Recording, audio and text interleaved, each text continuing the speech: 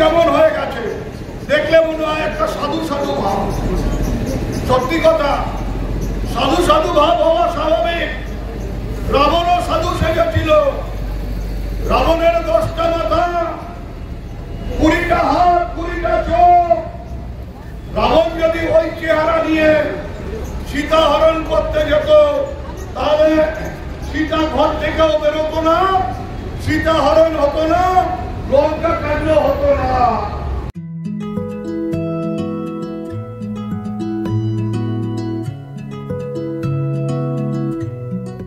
আসবেন তো শুভ মুহূর্তে?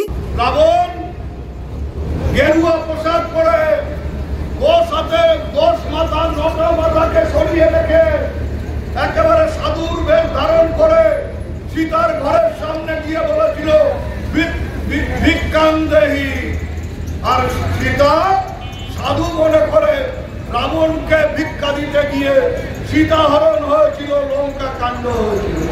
তেমনি ওই নিশীথ প্রমাণিক, যিনি ওই সোনার দোকানে ডাকাতি মামলার আসামি, তিনি আজকে সাধুর বেশ ধারণ করে মানুষের ভোট হরণ করে মানুষের গণতন্ত্রকে ধ্বংস করার চেষ্টা করছে।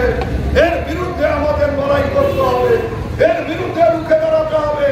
আমি আবেদন করব, সব ভয়কে জয় করে আপনারা সকাল সকাল ভোট দিতে যাবেন। 1 নম্বর বোতাম টিপে ভোট দেবেন। আমি কথা দিচ্ছি, সকাল থেকে সেদিন ওই 19শে এপ্রিল আবার যদি আমাকে মাথায় মারা হয়, আমার হাত যদি আবার ভেঙে দেওয়া হয়, তবুও আমি 19শে এপ্রিল সারাদিন ভেটাগুড়ি ছেড়ে কোথাও যাব না।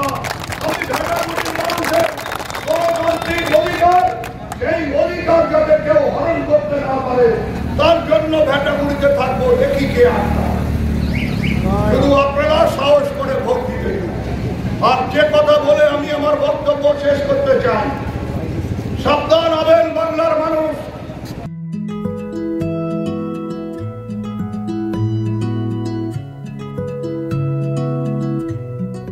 আসবেন তো শুভ মুহূর্তে?